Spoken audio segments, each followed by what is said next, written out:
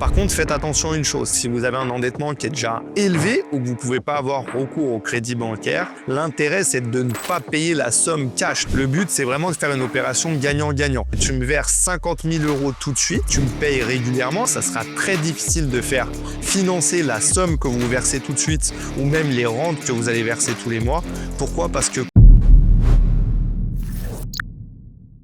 le crédit vendeur ou vente à terme, est-ce que vous en avez déjà entendu parler? Je vais aborder ce sujet car souvent c'est un moyen que vous pouvez avoir quand vous êtes un peu moins finançable, d'avoir recours à un prêt pour pouvoir investir dans l'immobilier sans avoir besoin de la banque. Et oui, vous avez bien entendu, vous allez pouvoir investir dans l'immobilier sans avoir besoin de la banque grâce à ce crédit. C'est quoi le crédit vendeur? C'est tout simplement, comme son nom l'indique, le vendeur qui va vous faire un crédit, qui va vous octroyer la possibilité d'acheter son bien. C'est lui qui va servir de banque. Il y a des conditions à savoir, il y a des contraintes et des avantages.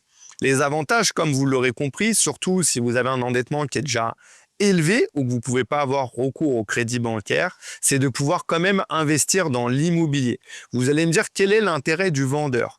Eh bien, pour le vendeur, il peut y avoir un intérêt, notamment si par exemple, il a un peu de mal à vendre son bien. Eh ben, au lieu de passer par quelque chose de plus classique, il va passer par le fait de vous faire un crédit, une facilité. Et ça peut déclencher la vente. Donc, pour quelqu'un qui aurait du mal, qui serait peut-être en province, qui aurait un bien qui est un peu moins liquide, eh ben, il peut avoir recours à ce système, d'autant plus s'il n'a pas besoin de la totalité des fonds tout de suite. Parce que bien entendu, vous l'aurez compris, pour l'acquéreur qui, lui, va faire le crédit, qui va contracter ce crédit auprès du vendeur, l'intérêt, c'est de ne pas payer la somme cash, de ne pas payer la somme tout de suite.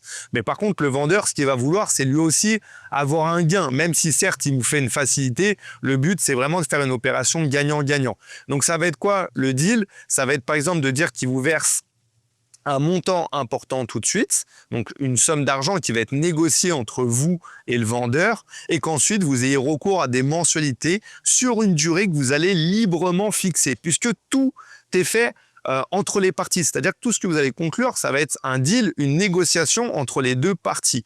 Donc vous allez pouvoir négocier le fait de le rembourser sur une certaine durée, même peut-être que l'acquéreur ne mettra pas de taux d'intérêt, peut-être qu'il mettra un taux d'intérêt. S'il met un taux d'intérêt, l'avantage pour vous, c'est qu'il soit plus bas que celui de la banque. Donc, au moment où je vous parle, on est aux alentours de 3,50 sur 20-25 ans. Peut-être que là, le vendeur, déjà, vous mettra une durée plus courte pour avoir quand même ces liquidités plus rapidement et pourra vous mettre un taux, par exemple, à 2,50, donc un taux inférieur à ce que les banques proposent. Et là, tout le monde est gagnant. Donc, l'idée, c'est quoi? Vous achetez un bien, pour rentrer dans le concret, vous achetez un bien de 200 000 €.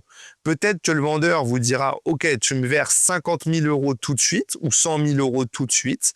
Et ensuite, on échelonne sur 20 ans les mensualités de façon à ce que tu me payes régulièrement. L'avantage pour lui, c'est qu'il va avoir des revenus complémentaires, des rentes. Ça peut s'adresser notamment à des personnes un peu plus âgées qui voudraient vendre des biens. Ça leur permet d'avoir un complément de revenus, faire face par exemple à un moment donné à un manque de revenus. Si vous passez à la retraite, que vous avez une différence entre vos revenus en tant que salarié ou en tant qu'actif avec le passage à la retraite, ça va vous permettre d'avoir un complément de revenus. Sachez-le, ces rentes ne sont pas fiscalisées en plus, donc c'est le gros avantage que vous allez pouvoir avoir. Et en tant que vendeur, vous allez même demander peut-être à l'acquéreur qu'il prenne une assurance d'essai ou invalidité pour se couvrir et que les mensualités puissent être assurées s'il lui arrive un pépin.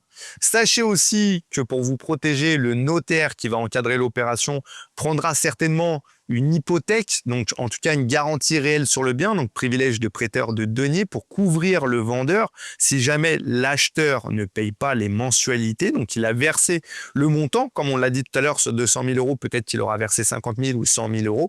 Et après, pour vous couvrir pour les mensualités, si jamais l'acheteur ne paye pas ses mensualités, vous aurez une garantie et du coup, le bien vous reviendra de nouveau. Bien entendu, c'est pas le but. Le but de l'opération, c'est que l'acquéreur paye ses mensualités et que vous vous empochiez votre argent et que l'acquéreur puisse avoir le bien. Mais si jamais il y a une défaillance de paiement, sachez que vous pourrez récupérer votre bien. Et ça, c'est le gros avantage. Vraiment, encore une fois, d'où l'importance d'encadrer les opérations avec des professionnels, c'est ultra important. Si vous voulez plus de détails sur le crédit vendeur, n'hésitez pas à me mettre en commentaire crédit vendeur. Je vous donnerai les informations dont vous avez besoin. En tout cas, sachez que c'est vraiment une négociation entre les deux parties.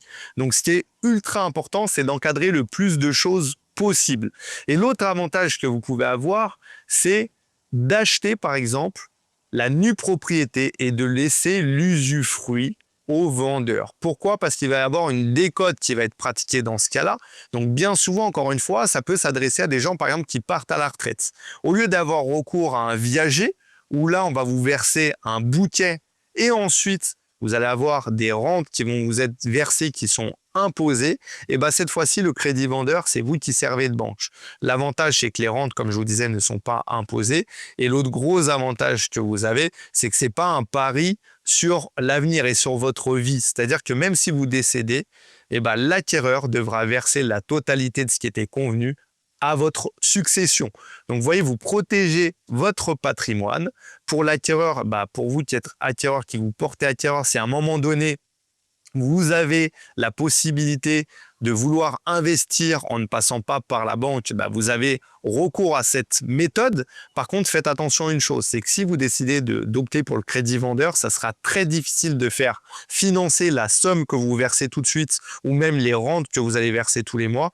Pourquoi? Parce que comme il y a déjà une garantie réelle qui est prise sur le bien, donc au travers le notaire, une hypothèque ou un PPD, comme je viens de vous le dire, la banque ne voudra pas se positionner en garantie en deuxième rang. C'est-à-dire que la banque, elle va pas vouloir venir après le propriétaire pour être remboursé si jamais il y a une défaillance de paiement. Donc, c'est des opérations qui sont très difficilement finançables ou refinançables par la banque. Donc, faites attention à ça. C'est que si vous optez pour ça, vous aurez vraiment qu'un crédit vendeur et très peu de possibilités d'avoir accès au système et à l'effet de levier bancaire. Donc, j'espère que vous aurez compris les tenants et les aboutissants. Si cette vidéo vous a plu, n'hésitez pas à liker, à vous abonner et à commenter. Je répondrai à toutes vos questions personnellement. À très vite.